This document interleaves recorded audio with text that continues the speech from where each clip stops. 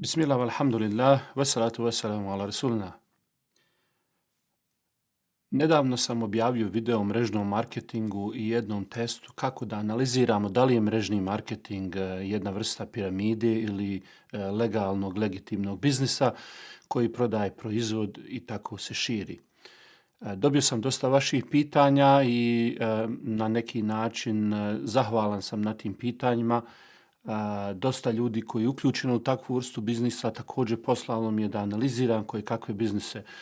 Naravno, meni je vrlo teško analizirati sve biznise tih biznisa, MLM mrežnih, ima puno, stalno niču, lako niču, tako da je vrlo teško meni da u svaki ulazim, da znam detalje i zbog toga se izvinjavam što to ne mogu da učinim. Međutim, kao što znate, cilj mojih videa i učenja i predavanja je da vas pomognem da vi sami donosite odluke koje su bolje informisane, koje imaju bolji neki sistem kako raščlaniti i sagledati sve stvari koje treba da sagledamo kada analiziramo i donosimo odluku. Dakle, moj jedan, možemo reći, doprinos svemu ovome je da pomognem vas da kada vi morate da donesete odluku, ta odluka ima neke osnovne dijelove na osnovu kojih se može donijeti ispravna odluka.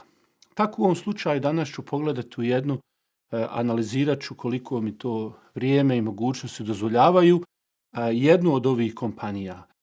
Dakle, ovdje mi nije svrha da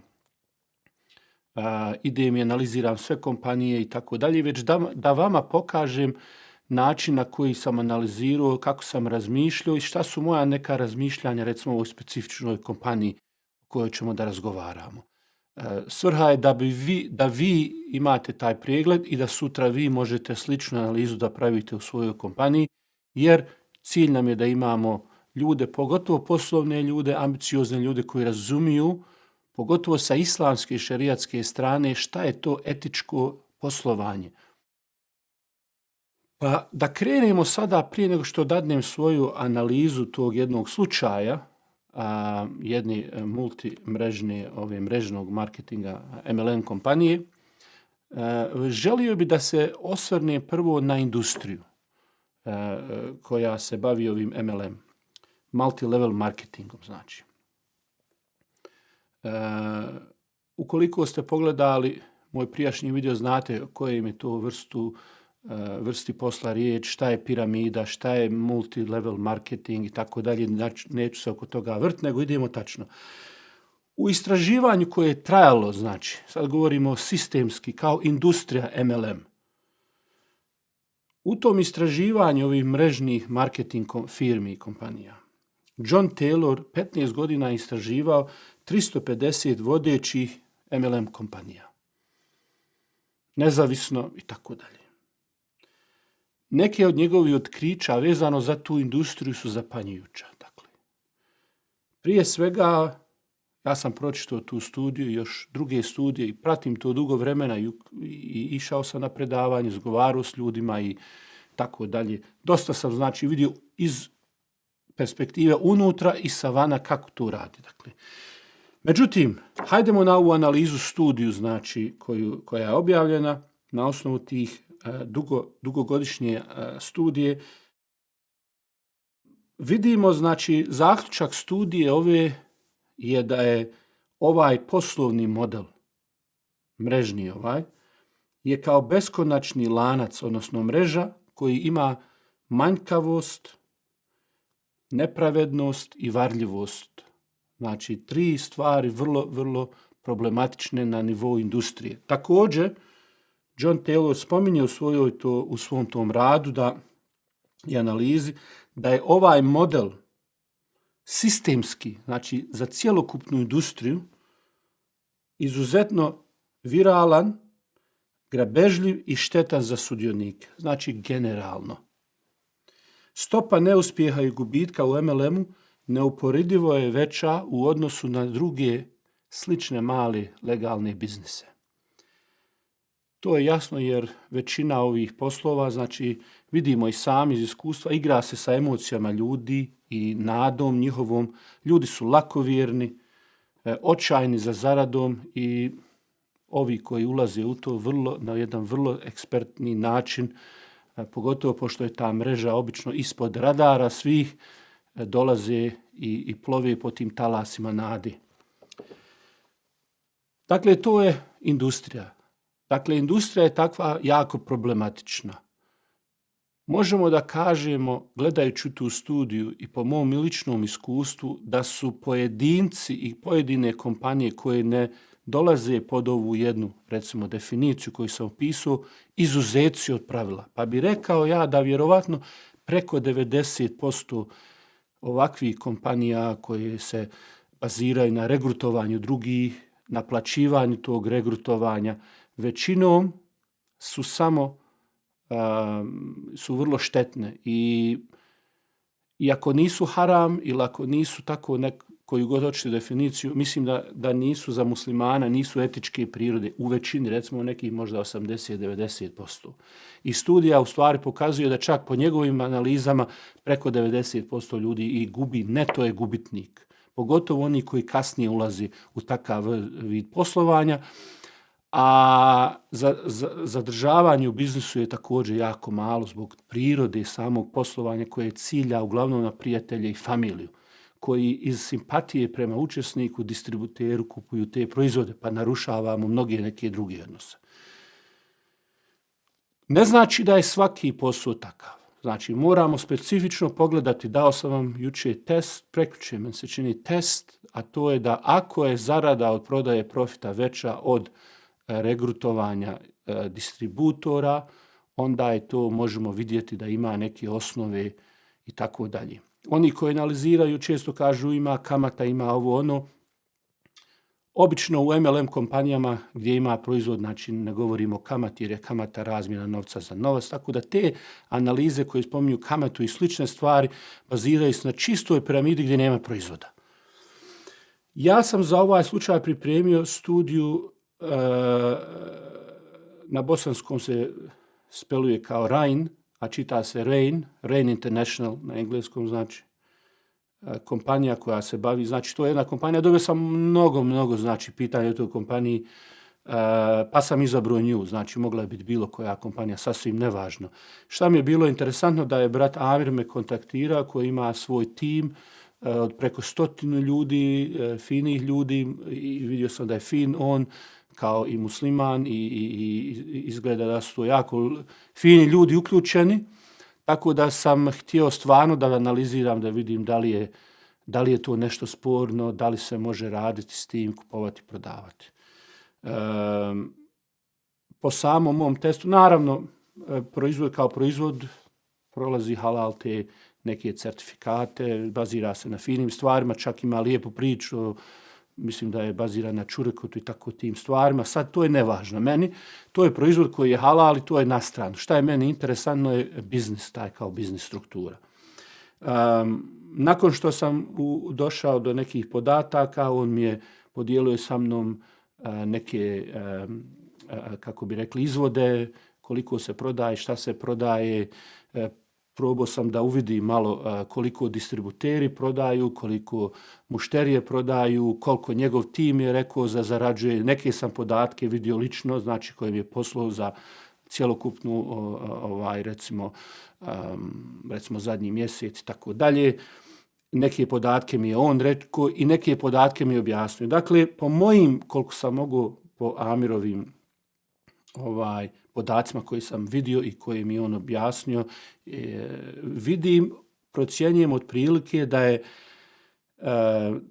da imaju 3:1 taj ratio distributor prema mušterijama. Znači imamo veći broj mušterija.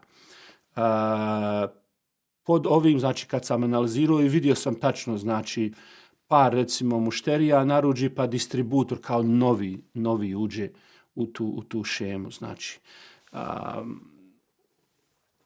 on mi je rekao da većina ljudi ulazi u tu distribuciju da bi jeftinije dobivala kasnije pakete, a da pri samim narudžbama koje sam i ja vidio, obično vidimo 3 do 8 narudžbi u jednoj narudžbi.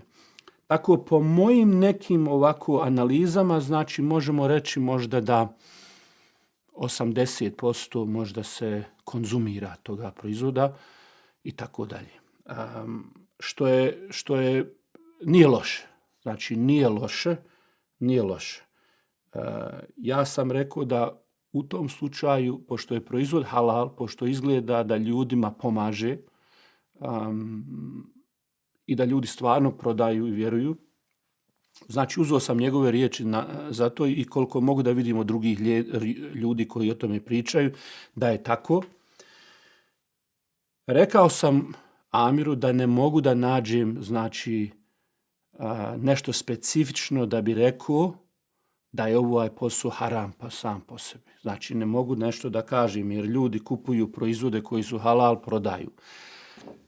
Čitav sistem naknade znači u islamu je dozvoljen. Da li ćeš imati naknadu na onaj način, proviziju, znači to je od muamalata, islam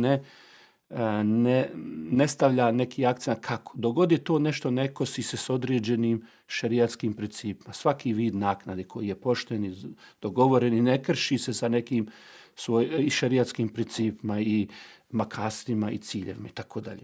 Znači ovdje u svemu vezano za provizije, za prodavanje, za sve te, čak ne vidim ni problem u tome da neko mora da kupi, znači jako mi je drago da se ne plaća tek tako članarina koju sam našao da obično u ovim šemama članarina kad se plaća, obično tu je najveći problem se javlja jer zato ljude druge uvlače jer ne mogu da prodaju dovoljno pa uvlače druge koji plaćaju veliku članarinu. Primijetio sam ovdje da se na jedan način članarine u stvari je ne samo upis gdje se dobija web stranica i tako neke druge stvari, već dobivaju se početni paketi da se prodaje. I osim prvog, ja mislim, paketa, svi kasniji su prilično u visini, članarina je u visini koliko pakete. Znači, šta sam analizirao, šta smo razgovarali je uvijek u mom razmišljanju šta je šteta, šta može biti problem, jer da li može neko izgubiti, koja je vjerovatnoća i tako dalje. Tako da zbog toga sam rekao Amiru, dakle, da ne mogu da nađem nešto što bi rekao to je haram ili nemoj raditi, tako dalje. Znači, nemam nešto specifično, ne mogu generalno. Znači, rekao sam vam generalno, MLM je takav. Ali u ovom slučaju nisam mogao nešto specifično da nađem. Ima ovakvih kompanija često, ja vidim, na primjer, nisam detaljno analizirao, ali vidio sam recimo ova kozmetika Avon, a meni se čini nema recimo za učlanjenje troškova koliko sam mogu. Vidim neki poznanici moje žene prodaju recimo onaj Tupperware, nekad je bio onaj Cepter, koje su još kompanije. Vidim, mama mi je neku noć moja iz Bosne govorila kupuje Lima, ili kako se zove, neki deterđent koji je jako i jeftini, dobar i onda kaže stvarno puno svijeta kupuje. Tako da, ukoliko te kompanije takve imaju proizvod koji je sam po sebi dozvoljen i konzumira se na ispravan način, stvarno ljudi širi se posao kroz prodaju proizvoda, kao stvarni neki posao, a ne kroz regrutaciju lanac beskonačno. Ne mogu da kažem da su ti poslovi da nisu dobri. Ali svako mora za sebe analizirati šta radi i tako da. Ja ne znam sve, ali po ovome mom nemam neki razlog. Međutim, rekao sam Amiru, on mi je rekao da, ja sam mu rekao, međutim imam neki par primjedbi i savjeta kako da ovo ne završi kao druge ove šeme. Mislim da mi kao muslimani, znači kad gledamo, moramo nešto, imamo svoju etiku. Jer iako recimo možda nešto nije striktno, možda ima neke stvari koje mogu da odvedu prema nekim neželjenim posljedicama. Pa sam rekao Amiru, a on mi je rekao da kao na tom njegovom nivou distributera i koji ima svoj tim veći i tako dalje, on može dosta da utiče na jednu tu, na taj tim, kako se prodaje, kako se razvija biznis i tako dalje. I rekao sam mu ja, znači, ovo će vjerojatno i nemuslimani gledati i drugi učesnici mrežnog marketinga. Znači, rekao sam mu da čitava ta struktura ipak treba neke određene stvari da pazi. Jer dosta ljudi koji ulaze u te poslove, sumnjivi su u prošlosti, svašta su radili, imate kriminalaca i svega, znači tu sve šta se dešava. Ali da bi brend se napravio, da bi se stvarni proizvod, ja sam preporučio par stvari na koji se mora voditi u tom poslovanju da bi ostale prihvatljive Jedna od stvari je znači da se ne ide u agresivno to širenje distributora i taj lanac i ta mreža da se širi beskonačno i pogotovo da nemaju neke, da se smanji taj, kako bi rekli, troškovi vezani za kvalifikaciju za proviziju i postajanje distributora, to jest uključivanje u tu samu mrežu. Znači, to se mora, mislim da se to mora maksimalno smanjiti, odnosno najbolje bi bilo da uopšte nema nikakve tu koristi firma od uključivanja. Jer pazite, vi kada dolazi radnik u svaki posao normalan, neće on plaćati da bude zaposlen. Razumijete? Znači, on imaće i trening i ovo i ono i kompanija hoće da što više ima ljudi koji će više u interesu da se više prodaje. Ni u jednoj kompaniji ti ne ideš na pijacu kupiti krompir i hajde, ako ćeš da kupiš krompir, moraš biti prosta prodavač krompira i ovo jedno. Znači, taj malo jedan element koji ne želimo da se na tome akcenat bude, nego da se širi mreža jedino ako to podržava rast i prodaje proizvoda.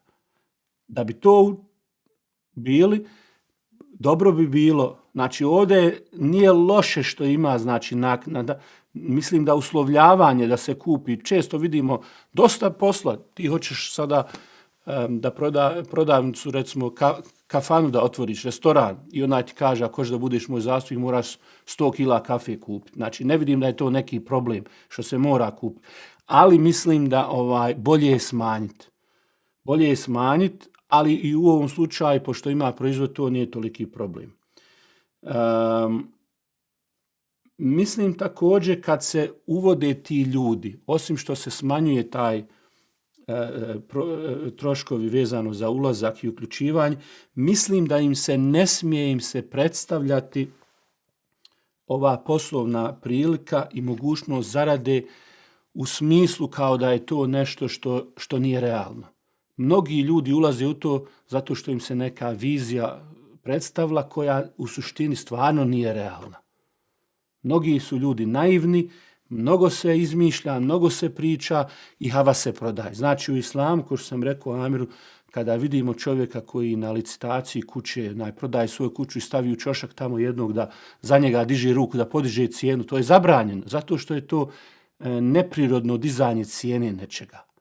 Tako da u islamu sve što je neprirodno dizanje i tako dalje, to je ta jedna vrsta obmane, da bi ljudi ušli i kupili i sve tako im se predstavlja, a stvarnost nije takva. To je jedna zabrana, što mi rekli, garar, gdje se nešto predstavlja onakvim kakvim nije.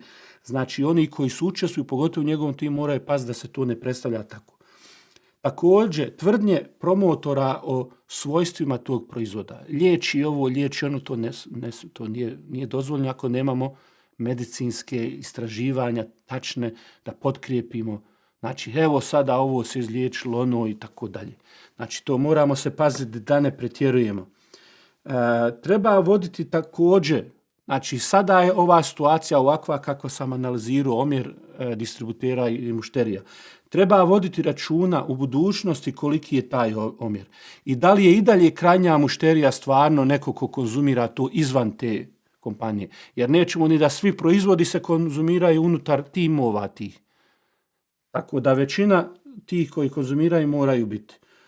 Vidjeli smo da u najgorem slučaju kad bi prestala sa radom ta kompanija, opet bi onaj koji je ušao imao neki proizvod koji vrijedi toliko koliko vrijedi, tako da bi izvukao ono što je uložio. Bilo bi dobro paziti također prosječnu zaradu i neto gubitak učesnika, provizije, bonuse na različitim nivoima i u tom kompenzacijskom planu i da li su sudionici većinom neto na dobitku ili na gubitku. Tako da u suštini kroz sve ovo pazimo na te kupce i pazimo da se posao odvija kao pravi posao. Ukoliko Amir i njegov tim ili čitava kompanija ovako radi i posluje, mislim da nije problem da se nastavi da se radi i da druge se isprave i da tako rade. I čak da se vrši pritisak da se na većem nivou u drugim državama i tako dalje i sama ta kompanija da se struktura mijenja. Ukoliko dođe do promjena, pa taj krug postane više između distributera i uvlačenja distributera i neke druge stvari se promijenu, naravno onda bi došli u stanje gdje bi rekli da ovo nije za nas etičko poslovanje, ali dok god ne dođe do toga i dok ne vidimo da je to taj trend, ja lično nemam za ovu specifičnu situaciju u kojoj se sad danas nalazimo, ne mogu reći da je zabranjeno ili nešto po onom što ja vidim. To je samo moje mišljenje. Znači, samo moje mišljenje da je to tako kako ja vidim. A ja bi nas upozorio za ono što ne znamo i ostalo. Allah dželešanuhu će nas pitati. Halal je dozvolja halal je profit onaj koji je pošten, gdje se neka korist prodaje, gdje se ne obmanjuju ljudi, ni o proizvodu, ni o prilikama poslovnim. Ovo je, kao što samo da ponovim, bilo za vas, da vidite kako sam ja malo razmišljao i analizirao da bi druge firme. Nemojte mi, molim vas, stotine pitanja, je li ova, je li ona kompanija, jer stvarno nemam vremena da prolazim kroz te sve. Dakle, većina MLM kompanija imaju veliki problem, brzo se razvijaju, ne bi ih puno oko toga, ja ne bi ulazio u njih, niti bi se pokušavao da na svaku tu odgovorim. Dakle, ovo je bilo za ovu specifičnu kompaniju, pošto su već toliki broj ljudi učestvuje, pa nadam se da će sve da bude kako treba. Toliko od mene. Selam alejkum.